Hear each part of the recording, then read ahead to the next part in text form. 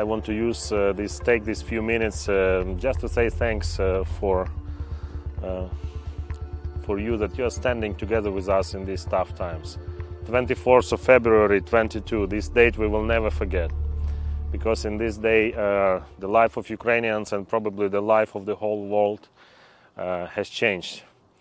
Our life became different, and I think it will never be the same again, because the war came into our land, into our country.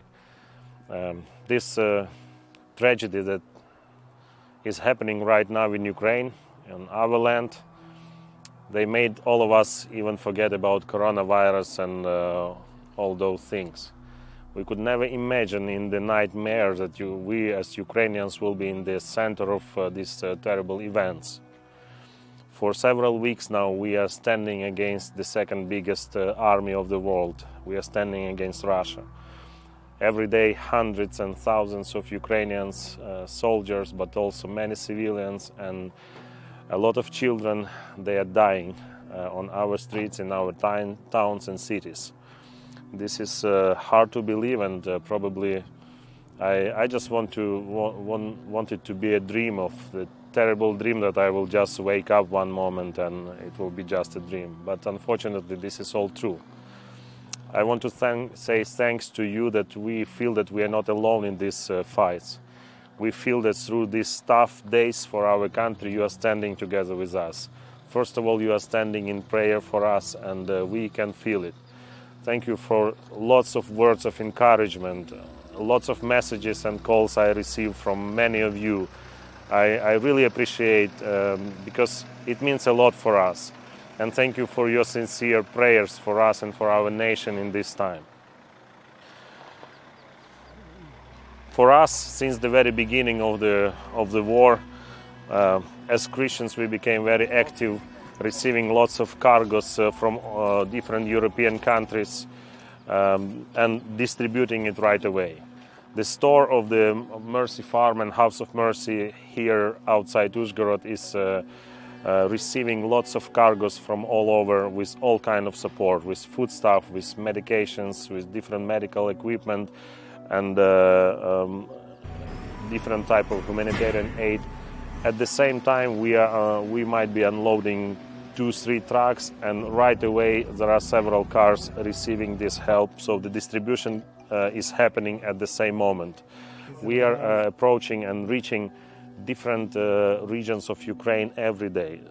We have already been able to send help to Odessa region, to the southeast of the country, to Kherson, to Mykolaiv region, to Donetsk region, to Kharkov, Zaporozhye, Sumy, Kiev, Irpin, and other places which you probably can hear.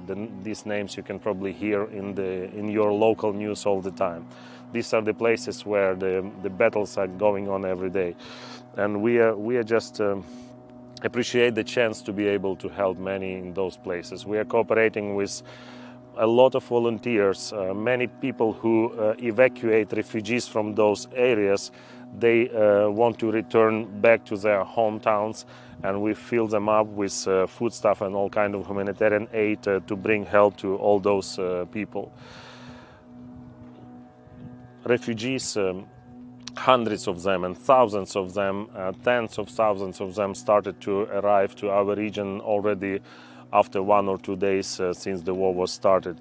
Right now, as a House of Mercy, we are taking care of many hundred refugees. They live in our churches, they live at Mercy Farm, at the campsite, they live in our homes. Many of them, they were running away in the last moment already under the bombings.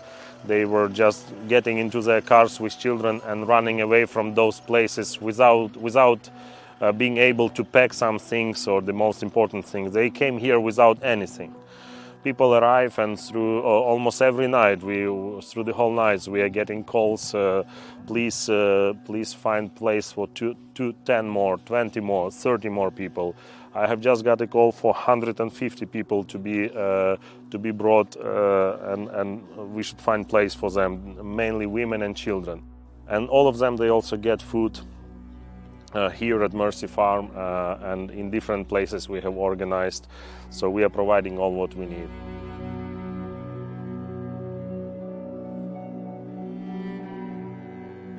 pray that God will give us wisdom to be able to comfort the people, the refugees we are serving today. Many of them, they were running away from these areas.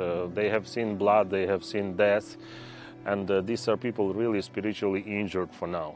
Pray that we will find the right words, what to say in these situations. When we see the refugees speaking to their relatives who are still staying on the other end of Ukraine, and people are just saying goodbye to each other. They cry in their phones because they feel they will probably never see them again. And they ask for forgiveness and say goodbye to each other. We really need the right words to comfort these people. Our enemy, he is strong. Our enemy is just trying to pay back to us, to our nation, and their tactics today is just crimeful. Their tactic today is tragic, is awful, because they are just deleting, they are just making it so that our cities and towns, they stop their existence. Already now we have some settlements. We have a town of Volnovaha, for example, which is around 100,000 people, which does not exist in the map of Ukraine anymore. There is no such a city anymore because the mayor has recently announced about it. They're just burning out the land. And this is really, really tragic. And we really need your support. That's why I really appreciate for all the offerings you have already done, or all the efforts you do to collect, to support us in these fights. May God abundantly bless each one of you for your care, and may He be with us. He is the one we trust and we put our hope in. Please continue praying, not only for peace in our land, but pray for the peace in our hearts also, to stay strong and to be able to help as many people as we can in this situation. And God bless each one of you, friends. Bye.